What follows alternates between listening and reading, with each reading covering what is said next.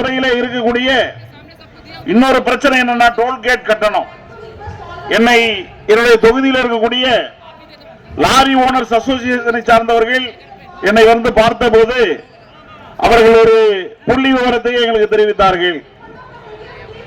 தூத்துக்குடியிலிருந்து கல்கத்தாவுக்கு ஒரு லாரி சரக்கை ஏற்றி கொண்டு போய் திரும்ப சரக்கை இறக்கிட்டு திரும்ப தூத்துக்குடிக்கு திரும்ப வரணும்னு சொன்னா கிட்டத்தட்ட ஒரு 49,000 ரூபாய் அவர்கள் டோல்கேட் கட்டணமாக மட்டுமே செலுத்த வேண்டியிருக்கிறது என்ற ஒரு விவரத்தை சொன்னார்கள். அது இல்லாம இன்றைக்கு வந்து இன்சூரன்ஸ் பிரீமியம், காப்பீட்டுக்கான பிரீமியம் வந்து ரொம்ப மிக அதிகமாக உயர்த்தப்பட்ட காரணத்தினாலும் இன்றைக்கு சாலை போக்குவரத்துங்கிறது கடுமையாக பாதிக்கப்பட்டிருக்கிறது.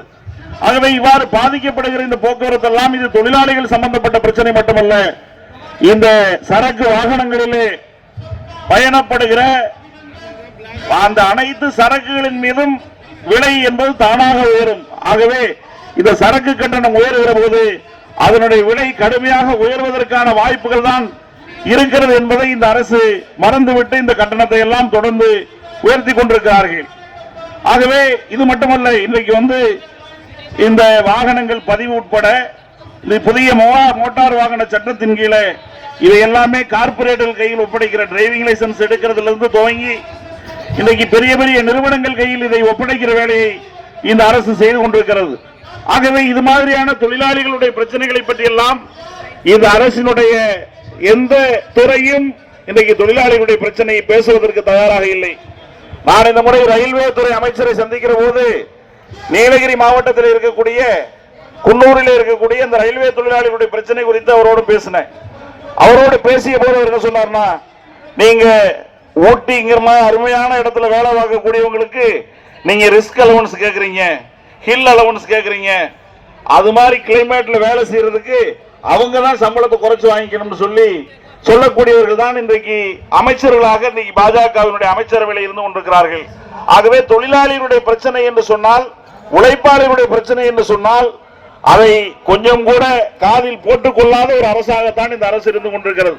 இன்னைக்கு இந்தியாவினுடைய பிரதமர் அவர்கள் நாட்டில் இவ்வளவு பிரச்சனைகள் இருக்கிற போது, நாட்டில் இன்னைக்கு விலைவாசி உயர்ந்து கொண்டிருக்கிறது, பெட்ரோல் டீசல் விலை உயர்ந்து கொண்டிருக்கிறது, மத கலவரங்கள் வெடித்துக் கொண்டிருக்கிறது. மகாராஷ்டிரா மாநிலத்தில் இன்னைக்கு அவுரங்கசீப் சமாதி அகற்ற வேண்டும் என்பதற்காக மிகப்பெரிய கலவரம் அங்கே வெடித்துக் கொண்டிருக்கிறது. சம்பல் என்ற ஒரு மசூதி இருந்த இடத்தில் அதை அகழாய்வு செய்து பிரச்சனை உருவாக்கி கொண்டிருக்கிறார்கள். இவ்வாறு பிரச்சனை உருவாக்கி கொண்டிருக்கிற இடத்தை இதை பற்றி எல்லாம் நாடாளுமன்றத்திலே நம்முடைய பிரதமர் அவர்கள் பேசவில்லை. அவர் பேசிய ஒரே விஷயம், இந்த நாடாளுமன்ற கூட்டத்தில் வந்து ஜனாதிபதி உரைக்கு நன்றி தெரிவிக்கிற தீர்மானத்தின் மீது பேசினார். அதற்கு பிறகு அவர் வந்து இங்க வந்து ஒரு அறிக்கை சமர்ப்பித்து பேசினது எதுக்காகனா, மகா கும்பமேளா என்ற ஒரு மிகப்பெரிய உற்சவம் இந்தியாவில் நடந்திருக்கிறது. இந்த மகா கும்பமேளாவிலே இன்னைக்கு வந்து 40 கோடி பேர் போய் குளிச்சுட்டு வந்ததுனால இந்தியாவினுடைய பெருமை உலகெங்கிலும் இன்னைக்கு கொடி கட்டி பறந்து கொண்டிருக்கிறது என்று நாடாளுமன்றத்துக்கு முன்னால் பேசிக் கொண்டிருக்கிறார்.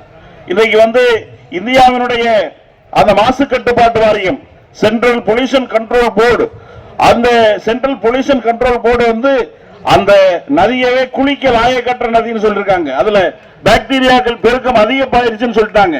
ஆனால் இந்த தீர்த்தத்தை எடுத்துக்கொண்டு போய் நான் மொரீசியஸ் நாட்டில் கொடுத்துட்டு வந்தேன். அதனால இந்தியாவினுடைய பெருமையை நான் மொரீசியஸுக்கு தெரிவித்திருக்கிறேன் என்றெல்லாம் நம்முடைய நாட்டினுடைய பிரதமர் பேசுகிறார். நாட்டினுடைய விவசாயிகள் பிரச்சனை பற்றியோ, நம்முடைய நாட்டிலே லட்சக்கணக்காக கோடிக்காக இருக்கக்கூடிய நம்முடைய தொழிலாளிகளுடைய பிரச்சனை பற்றியோ நாடாளுமன்றத்தில் பேசக்கூடிய அரசாக இல்லை. நிச்சயமாக நம்முடைய சாலை போக்குவரத்து ஊழியர்களுடைய உங்களுடைய அனைத்து கோரிக்கைகளையும் நாங்கள் நிச்சயமாக நாடாளுமன்றத்திலே கேள்வி மூலமாகவும் விவாதங்கள் மூலமாகவும் நிச்சயமாக உங்களுடைய கோரிக்கைகளை அரசுடைய கவனத்திற்கு எடுத்துச் செல்வோம். நீங்கள் இந்திய நாடு முழுவதும் இருந்து வருகின்றிருக்கக்கூடிய நம்முடைய சாலை போக்குவரத்து ஊழியர்கள் அனைவருக்கும் என்னுடைய வாழ்த்துக்களை தெரிவித்து விடைபெறுகிறேன். நன்றி, வணக்கம்.